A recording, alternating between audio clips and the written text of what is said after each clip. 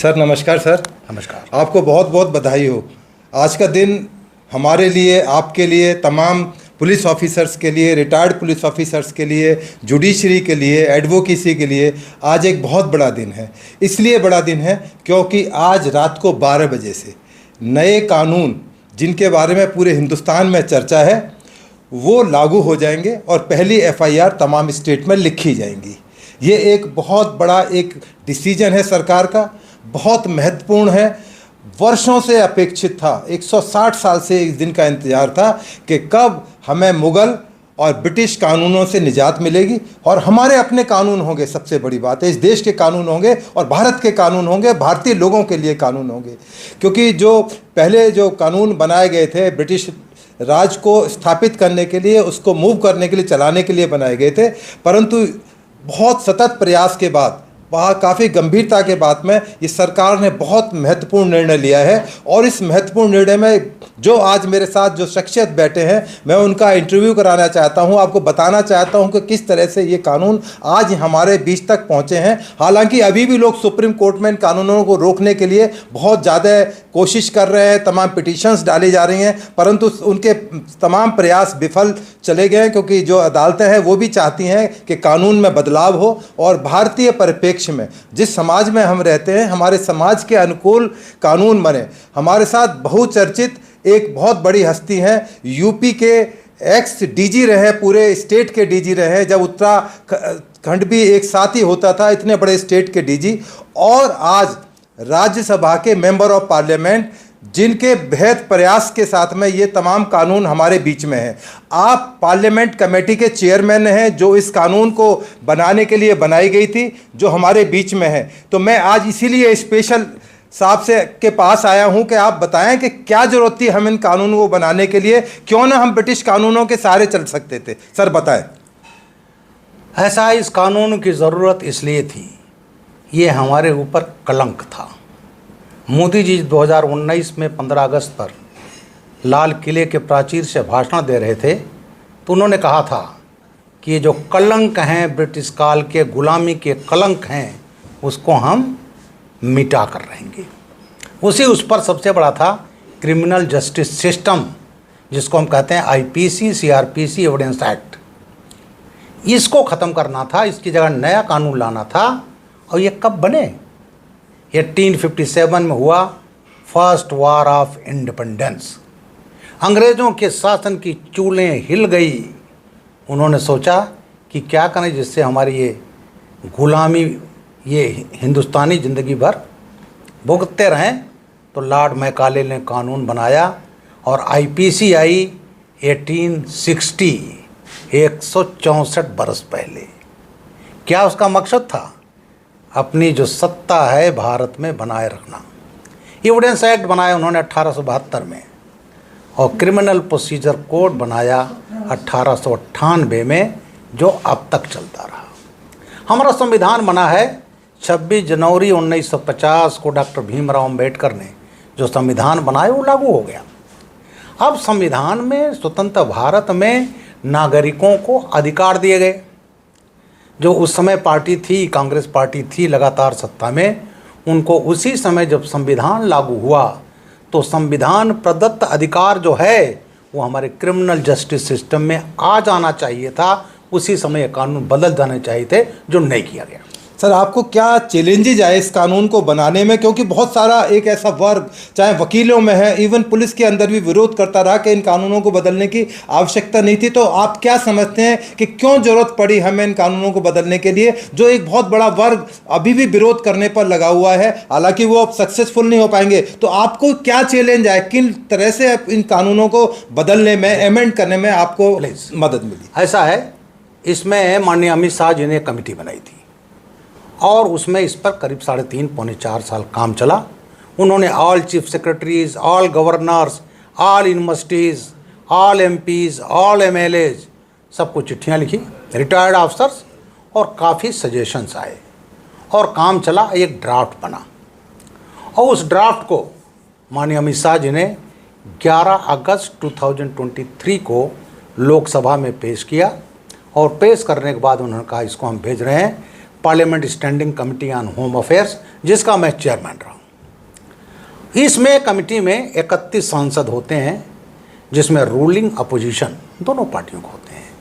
जैसे मैं कुछ बताऊं, बड़े नाम हैं। पी चिदम्बरम जी हमारे कांग्रेस से, वो हमारे मेंबर हैं। दिग्विजय सिंह जी मुख्यमंत्री रहे मध्य प्रदेश के कई बार, वो हमारे मेंबर हैं। डेरेक ओब्रायन टीएमसी के लीडर हैं, वो हमारे मेंबर हैं। दयानिधि मारन डीएमके के मनमोहन सिंह गवर्नमेंट में कैबिनेट मिनिस्टर, वो हमारे मेंबर हैं। और अधीर रंजन चौधरी जो कांग्रेस के लीडर रहे अभी तक लोकसभा में, अब बिहार गए, वो हमारे मेंबर हैं। और 16 हमारी पार्टी के। तो इस तरह से इसमें जितना संख्या बल है उसी के अनुसार इस स्टैंडिंग कमेटी में प्रतिनिधित्व दिया गया। अब इसमें जो होता है स्टैंडिंग कमेटी में डिबेट्स होते हैं।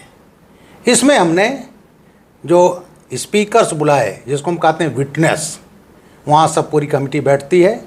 और उसके बाद हमने सबसे बुलाया यूनियन होम सेक्रेटरी को 3 दिन, और उसमें 11 से 1, 2 से 5, और उन्होंने इंडियन पेनल कोड, अब उसका नाम है भारतीय न्याय संहिता, क्योंकि हमने कहा अंग्रेज दंड देते थे, हम दंड नहीं, हम न्याय दे रहे हैं, तो उसका नाम रखा गया। वही हिंदी में नाम है, वही अंग्रेजी में नाम है। सर, इसको लेकर बड़ी कंट्रोवर्सी हुई है, क्योंकि लोगों ने कहा कि आपने जो कानूनों को संस्कृत में और हिंदी में कर दिया गया, यहाँ तक कि भारतीय न्याय संहिता, भारतीय नागरिक सुरक्षा संहिता, भारतीय साक्षरता नियम, उनको इस बात पर भी ऐतराज था कि हिंदी और संस्कृत के नामों को क्यों इस्तेमाल किया। तो ये आपके दिमाग में नहीं आया कि इसका विरोध हो सकता है? बिल्कुल, वहाँ कमेटी में कुछ लोगों ने कहा, लेकिन उसको हम लोगों ने जवाब दे दिया कि ये तो कुतर्क है। जो टेक्स्ट है वो हर भाषा में अनुवाद होगा। ये भारतीय न्याय संहिता जो है, भारतीय नागरिक सुरक्षा संहिता, भारतीय साक्ष्य अधिनियम, ये अंग्रेजी में भी है, हिंदी में भी है, तमिल में भी आएगी, तेलुगु, सभी भाषाओं में, जैसे आईपीसी सीआरपीसी। क्योंकि प्रत्येक स्टेट में लोअर कोर्ट है, लोअर जो हमारी पुलिस फंक्शनरी है वहाँ की लोकल भाषा में ही लिखती है, और जजमेंट भी वहाँ के लोकल भाषा में होते हैं, हाई कोर्ट और सुप्रीम कोर्ट को छोड़ करके। अब सर आते हैं भारतीय साक्ष्य अधिनियम पर। हाँ। इसमें एक धारा 377 थी, हाँ। जो एक नेचुरल ऑफ सेक्स के बारे में थी, उसको बिल्कुल हटा दिया गया है। तो आपका क्या कहना है कि इसको हटाना ठीक था, या इसको अभी दोबारा से इंट्रोड्यूस किया सकता है, क्योंकि ये समय की और वक्त की जरूरत भी है, क्योंकि इसका सब्स्टिट्यूट नहीं है। बिल्कुल सही आपने कहा। उसमें एक चीज़ हमने जोड़ा, और उसमें पहले कहीं ट्रांसजेंडर का नहीं था। ट्रांसजेंडर के साथ भी रेप हो सकता है, बिल्कुल हो सकता है। तो सुप्रीम कोर्ट ने जो कहा था कि कंसेंटिंग मेल सोफला ये क्राइम नहीं है।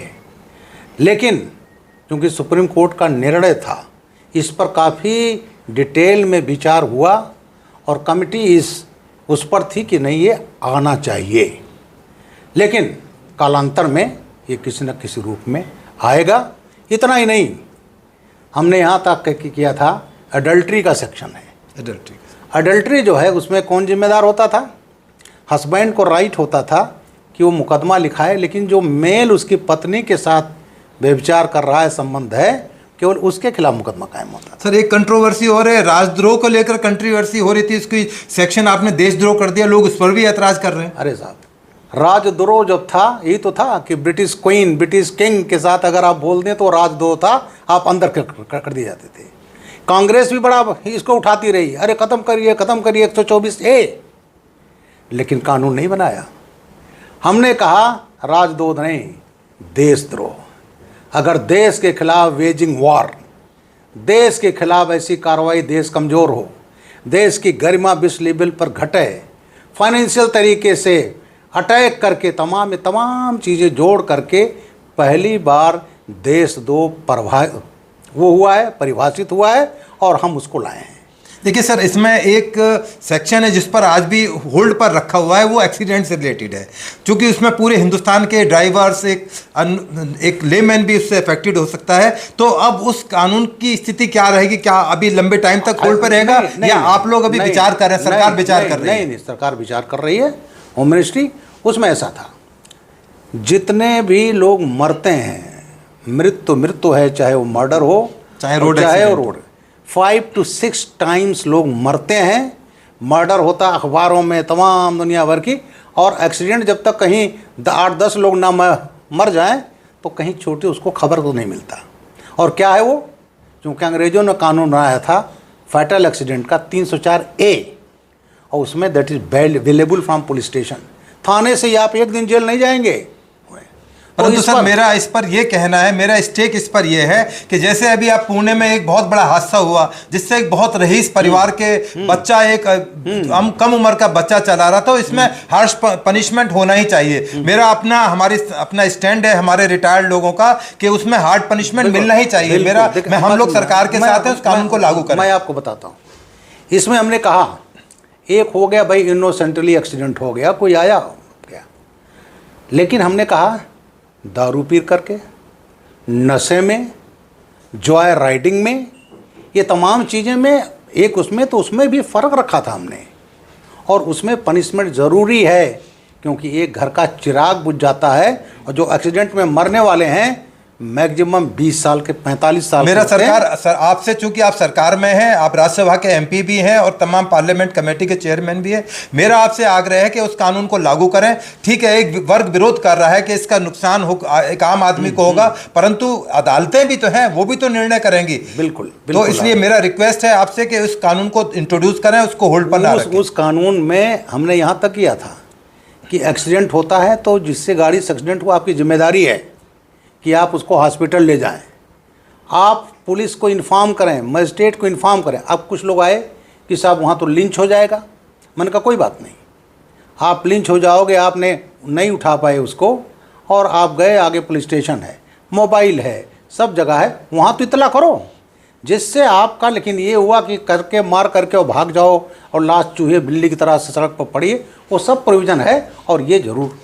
सर एक बहुत बड़ा इम्पोर्टेंट जो विषय इसमें लिया गया है भारतीय न्याय संहिता में माने तो उसमें महिलाओं के लिए बहुत अच्छे प्रोविजंस किए गए हैं। जैसे लव जिहाद का मामला है, लोग अपना धर्म छिपाकर, मुस्लिम बताकर, हिंदू बताकर शादी कर लेते हैं, धोखा देकर शादी करते हैं, तो इस कानून में लव जिहाद को एक तरह से इनडायरेक्टली इंक्लूड कर दिया गया। तो मुस्लिम का बहुत बड़ा एक पक्ष है जो कहता है कि इससे मुस्लिम समाज को जानबूझकर दबाने के लिए किया गया। क्या ऐसा बिल्कुल नहीं है।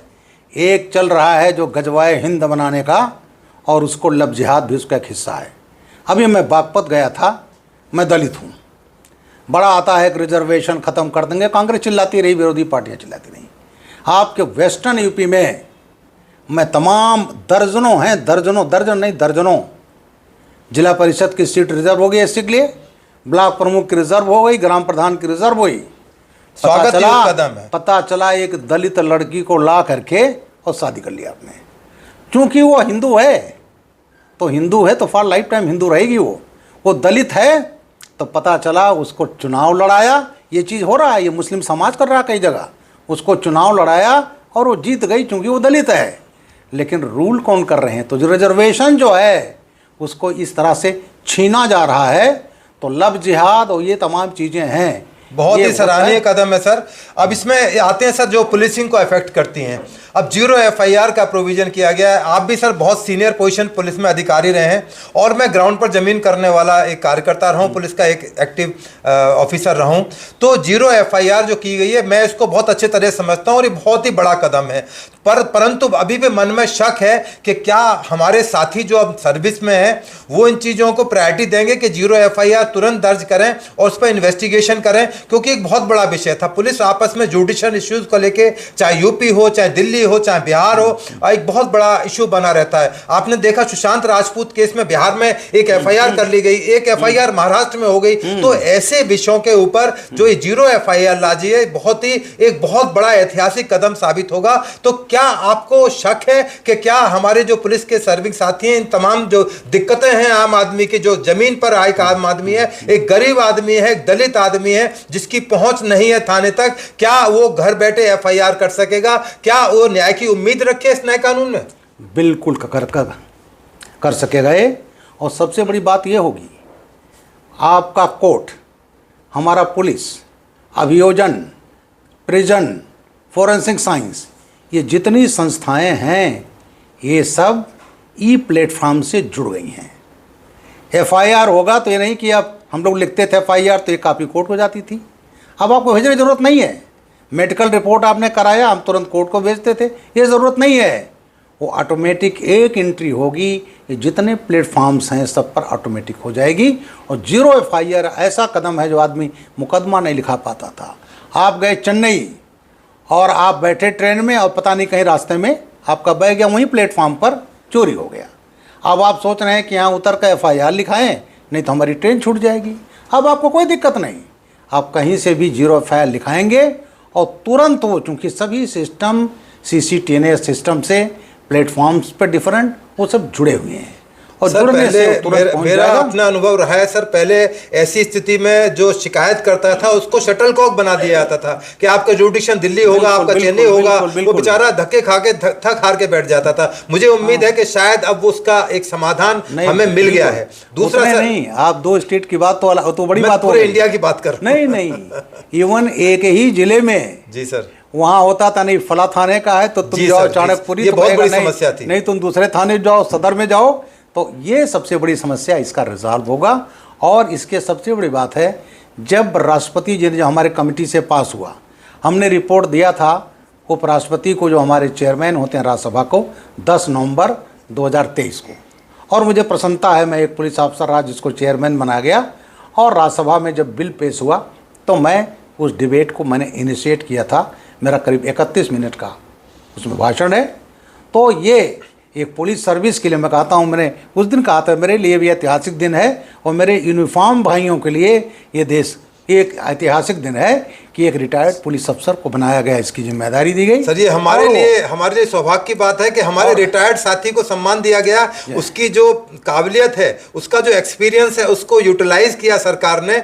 उसमें सबसे अहम बात सर अब जो आ रही है वो आ रही है कि जो एविडेंस है वो अब इलेक्ट्रॉनिक एविडेंस को कानून में सम्मिलित कर लिया गया है। तमाम डिजिटल जो एक एविडेंसेज हैं उनको अब कानूनी मान्यता दे दी गई है। इसके बारे में आपका क्या पक्ष है? बिल्कुल आपने सही कहा। पहले तमाम चीज़ें ऐसी थी, पहले क्या था, फिंगरप्रिंट, फुटप्रिंट, फोटोग्राफ तो बाद में आई है। बाकी कहीं कोई एविडेंस में वॉइस सैंपल है, DNA आ गया। तमाम आजकल जो भी होती है, कहीं मर्डर होगा, कुछ होगा, कोई क्राइम, कहीं ना कहीं उसका साइबर रिलेटेड ज़रूर होगा। ईमेल से जाएगा, इंस्टाग्राम से भेजेगा, व्हाट्सएप से भेजेगा, व्हाट्सएप से कॉल से भेजेगा। ये अब तक डॉक्यूमेंट की परिभाषा में शामिल नहीं थे। ये सब जितने एविडेंस हैं, इन सब को डॉक्यूमेंट की परिभाषा में शामिल कर लिया गया है।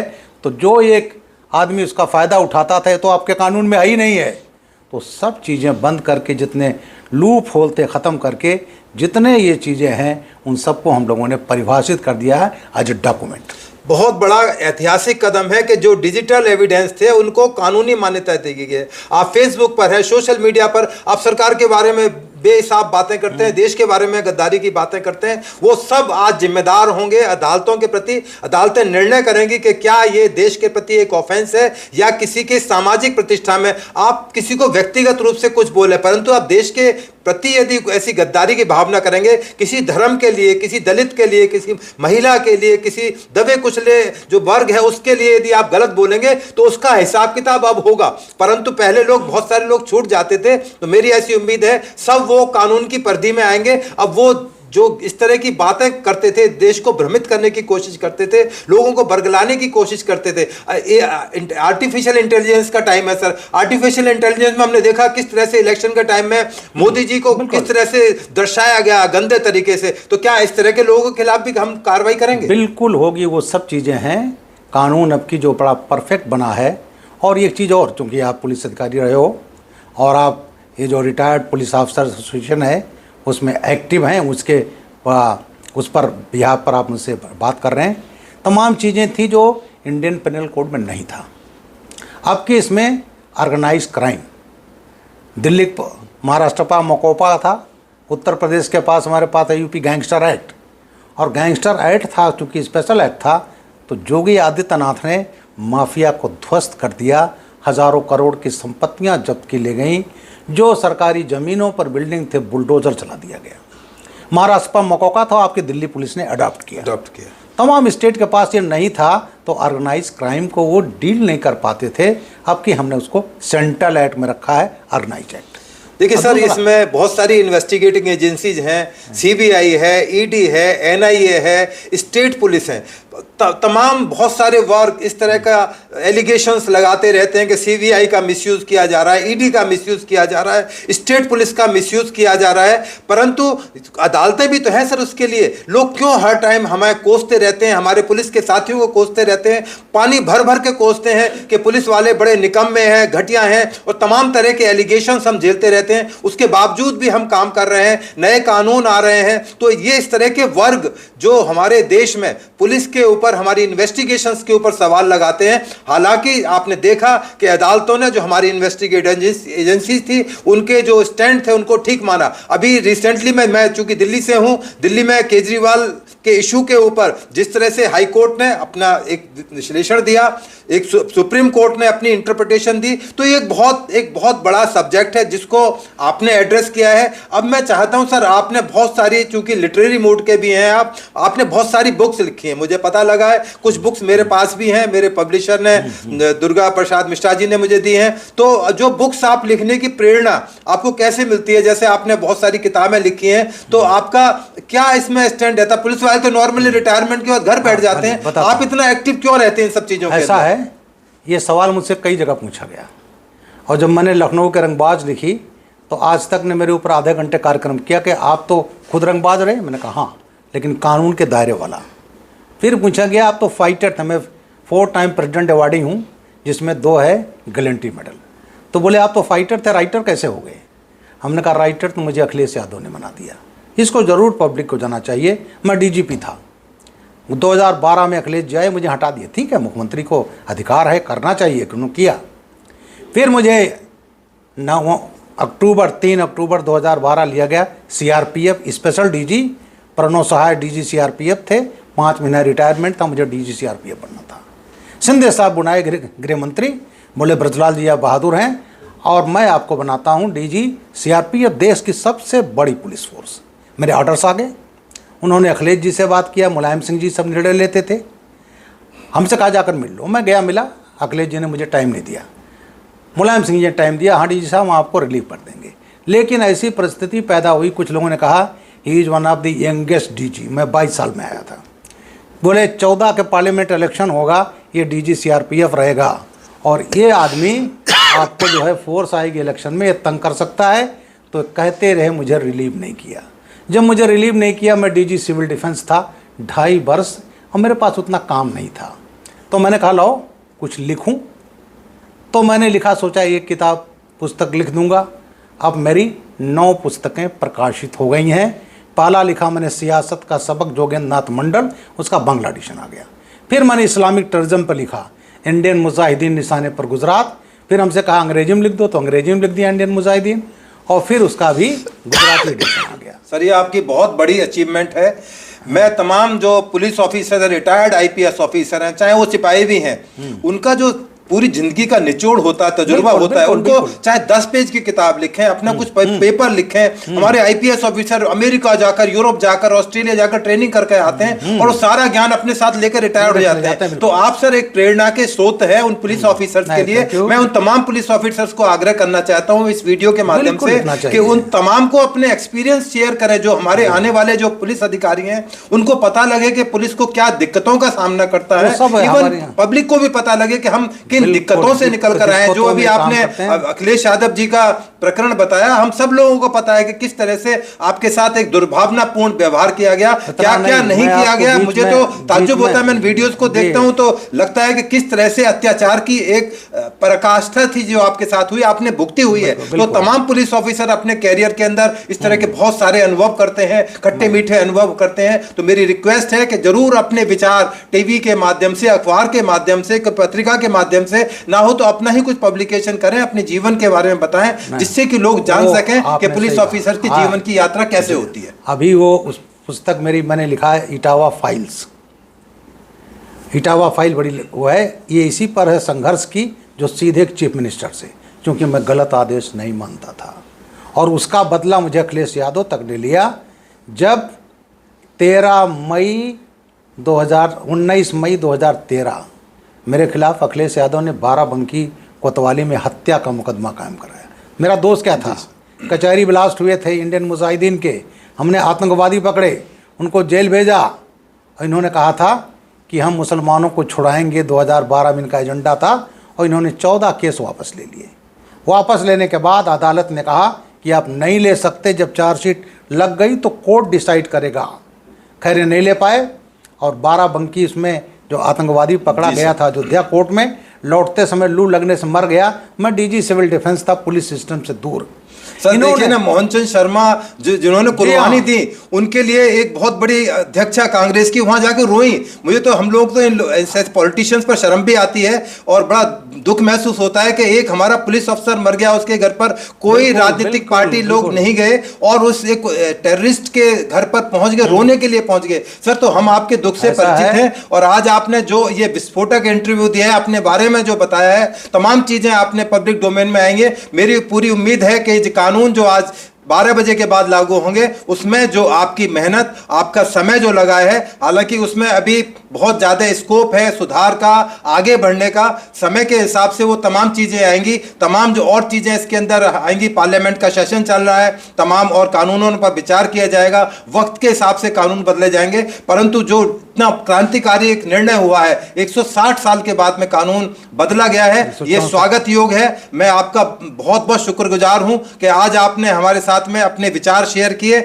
और मैं चाहूंगा कि तमाम जो पुलिस अधिकारी हैं इस चीज को समझें, इस चीज को जानें कि किस तरह से कानून हमारे आम आदमी के लिए, जमीन से जुड़े हुए आदमी के लिए काम आएंगे। आम आदमी को पता लगेगा कि कानून में बदलाव उसके जीवन में बदलाव लाएगा। मुझे सर ऐसी पूरी उम्मीद है, पूरी आशा है। सर मैं आपका बहुत बहुत शुक्रिया अदा करता हूं कि आपने बहुमूल्य समय हमारे लिए दिया और इस पर प्रकाश डाला कि किस तरह से कानून हमारे बीच में आए हैं। जय हिंद, जय भारत।